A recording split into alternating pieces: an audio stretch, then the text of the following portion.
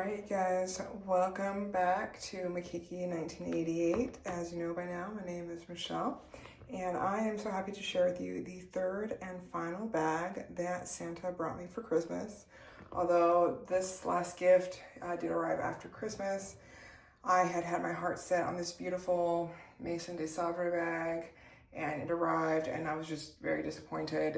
Not necessarily anything quality-wise with the bag, just the styling and that it wasn't quite what I'd hoped for. But I was able to fortunately turn my frown upside down and maximize that spend and get 3 bags to replace it. The 3 bags did end up costing maybe like $50 to $75 more than the original, but it has still been worth it. So I featured my first, which was the Longchamp full knit crossbody, and then the Longchamp Robert Times Indiana top handle. And so this last one now is the Coach Bandit Crossbody. The story behind this bag is actually kind of hilarious because I had honestly been playing with this bag and considering it for the better part of the last year. While I do typically lean towards soft bags, I really liked the structure of this bag. And I like that it's a very minimalistic bag.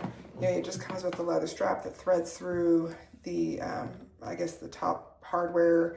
It can also turn into a shoulder bag, which is great.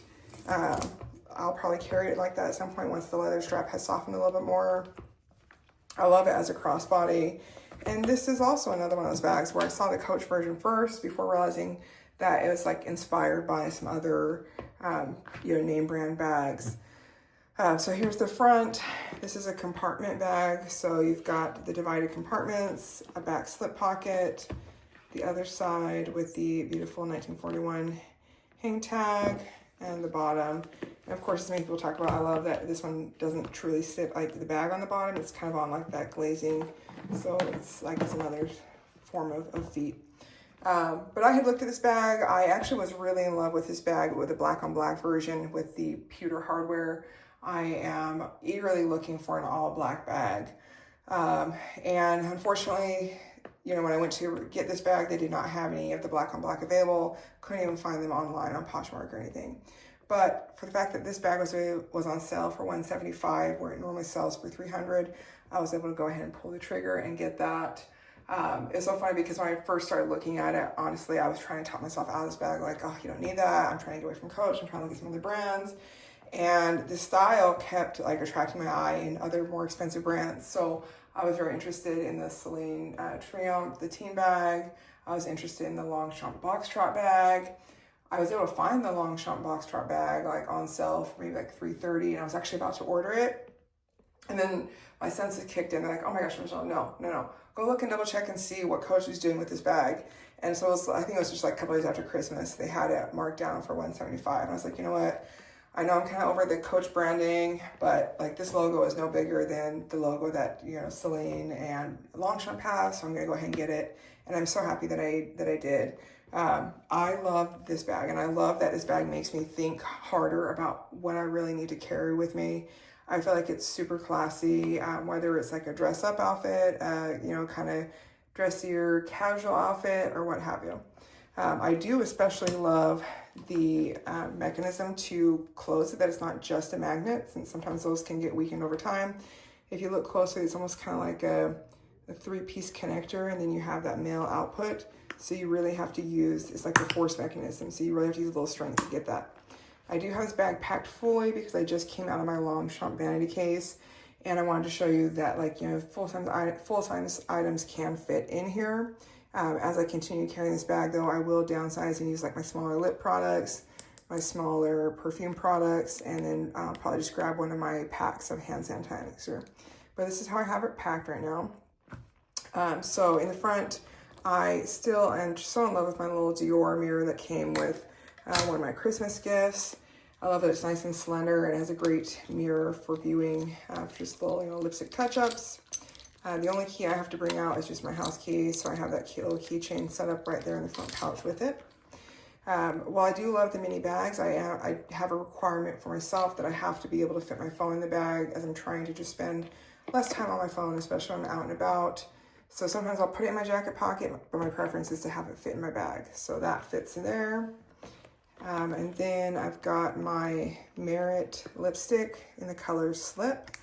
This is a great lipstick product and I really love it. I probably did not pick the best shade for myself, being mixed and the light skin variety. Some of those cold tones do not always go well for me, so I sometimes have to just like pair a lip gloss on top of that to warm it up a little bit. I've got my Jo Malone Orange Bitters, which is one of my favorite winter scents, especially paired with the Nest Vanilla Bourbon. I've got my hand sanitizer since my daughter and I were out in downtown Dallas and things are a little dirty out there. We've got my hand cream, my key fob that just needs to be in the bag,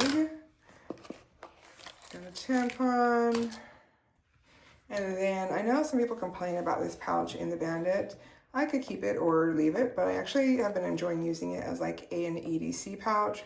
So I just have my tooth pack, my stain wipe, my cookie wipe, and sometimes I'll put in like a hand sanitizer packet or a scrunchie, and I love that that's just a magnetic closure. And then I'm carrying my favorite card case, which is my essential, I think it's the quilted card case.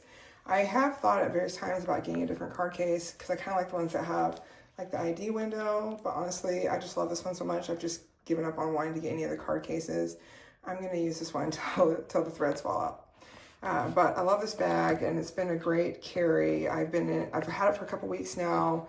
Been playing with the best way to pack it, the best way to use it for my needs, and to have just a little bit more than my daily essentials. So I love that, you know, if I want to or if I need to, I can carry like some of my full-size beauty items that I sometimes feel like I need to carry.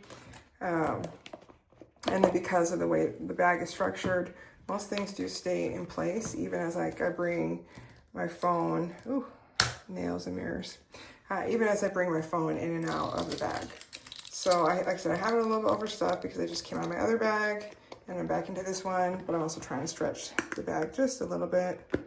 So just close that all the way and bring that in. So it's bulging a little bit, but that's what I want it to, so I can get the leather to soften.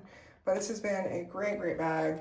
So glad I got this and saved several $100s versus buying one of the other bags and trying to talk myself out of yet another coach. And then I do have one last bag, so I did break my own rule. Not my own rule. I made a bet with my kids that if I bought another purse in 2024 that was outside of like a sale or a special holiday, like that I would have to pay them the value of the bag. Thankfully, I got that bag on sale from, it was the last chance item, a bag that I had tried to talk myself out of, but the longer time went on, the more I realized I really wanted it, and I was able to get it before they all disappeared. So that will be coming up soon. But additionally, I do have some other content, some other videos that are in the works for you guys. There are a couple bags that I got last year in 2024 that I did not showcase because I wanted to do a long-term review and use and let you see kind of the usability of the bag and just kind of how it wears over time. So that will be coming up. But also my intention with 2025 is to have my content be a little bit more meaningful and a little bit more personable.